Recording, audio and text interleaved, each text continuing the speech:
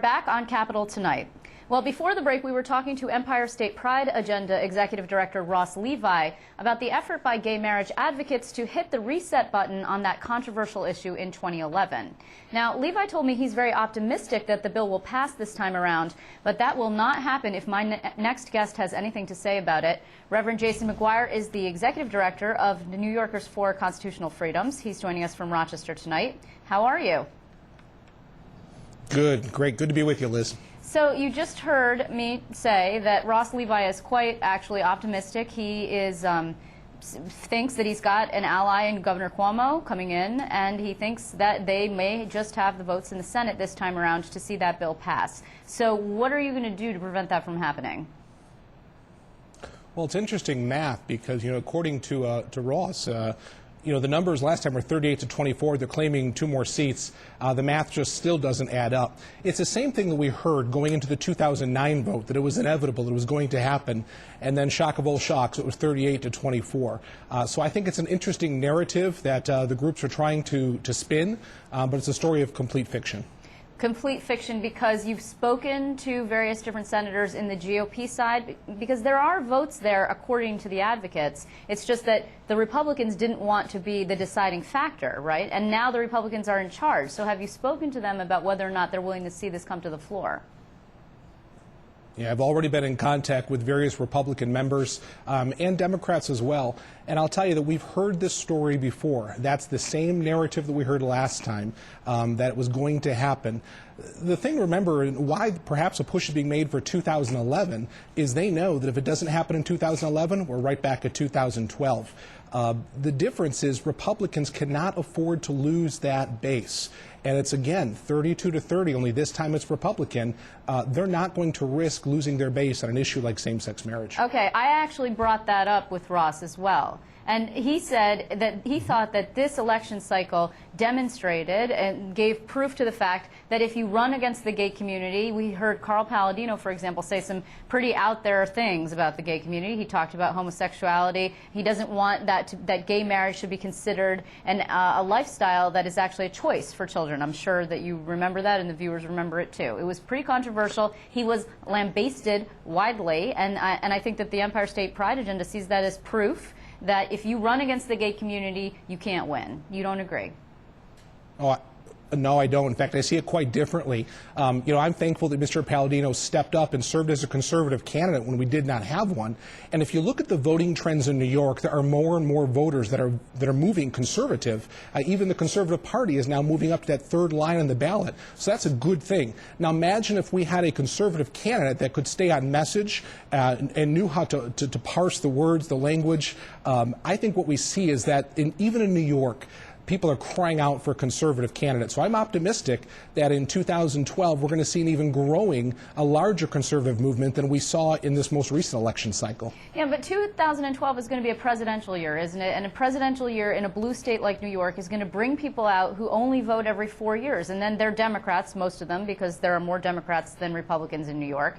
And they go down the ballot and they vote down that line. They vote down row A because they don't know what else. They're not really following, and they're only caring about the presidential race. Well, I don't think that's necessarily going to be true.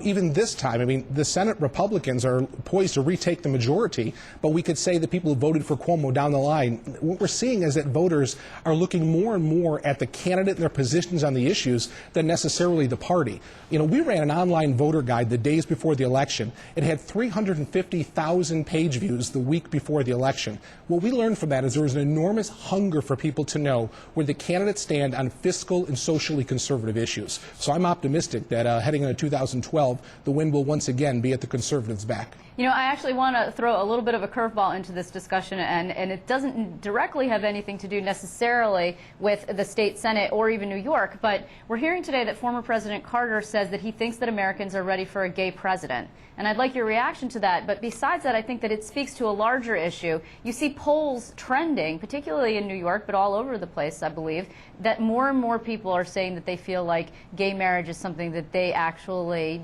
would not mind, more than 50%.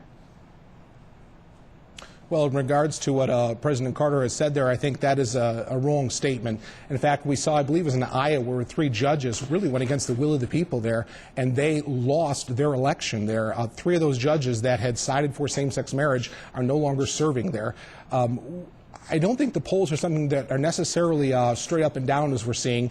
There's a lot of difference in who's asking the poll questions as to what's happening.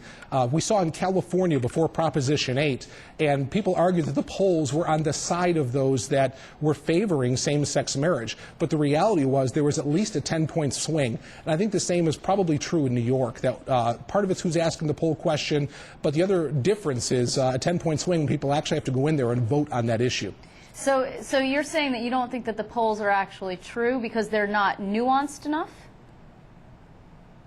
I think that in California, that's why I point to that example, that before Proposition 8, if you would have looked at the polls, it would have looked like that same-sex marriage would become the law of the land. However, after that election cycle, we saw it was not the will of the people there. And so for whatever reason, there was about a 10-point swing on that issue of people saying whether or not they support marriage between a man and a woman or same-sex marriage. I think the polls here in New York are probably pretty consistent with what we saw in California. You know, ESPA, the Empire State Pride Agenda, makes an argument because really the whole discussion is going to be this year about fiscal conservatism. We're seeing it from Andrew Cuomo. We're seeing that budget battle already start to take shape on any number of levels. And so the Empire State Pride Agenda is saying, you know what, this is actually an economic argument, that if you allow people to get married who are of the same sex, that you could actually bring in more than $184 million of revenue into New York. Do you buy the economic argument, and how do you counter it? No, in fact, I don't, and I think it's really a stretch, and it demonstrates how far they have gone from this movement, that they know that the message going into this cycle here, this legislative session, is going to be economic, that they're grasping at whatever straws they can find to try to keep their agenda front and center, but it's simply not there. The issue is going to be about the economy, and it's going to be about those fiscally conservative values. And what fiscal conservatives have to remember here in New York is they do not win without these social conservatives. You put those two together, you have a winning combination. You separate them, and you end up with a lot of what we've experienced in New York for the last number of years. Okay, but when you talk about separation, for example, did the Republican Party not see an actual split between the Tea Party movement, which trends more conservative, and then you would say the more moderates in that party? There's still a struggle going on, and if you see that happen again in 2012, then you could actually see a split that enables the Democrats to capitalize and win.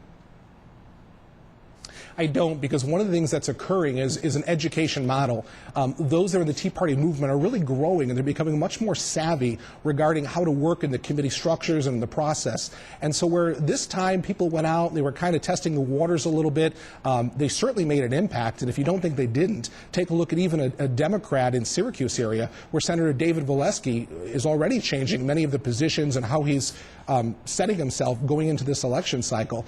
I think you're going to see more and more Tea Party people that are going to understand the system and be willing to work much more within the establishment, not so much to counter it, but to come from within and to change it. And I think that's going to be a good thing for New York politics. So very quickly, Reverend Jason McGuire, do you believe that the gay marriage bill will come to the floor for a vote this year? Oh, I think it's very possible that it does. Senator Dean Skelos has indicated that his conference will be willing to bring that to the floor should they retake the majority. I believe they will. I think that that's a sign of an open Senate. It may very well come to the floor, but that does not mean that the bill passes, and that's an entirely different thing. Let's keep in mind, though, that when we talk about same-sex marriage coming to the floor, I am also expecting a Defensive Marriage Act to come to the floor. That bill would define marriage between a man and a woman, and so if one bill is going to come to the floor, I sure am expecting the other to come as well. Well, you will be a busy man at the Capitol, and we'll keep an eye out for you. I want to thank you, as always, for joining us. Thanks so much. Thanks, Liz.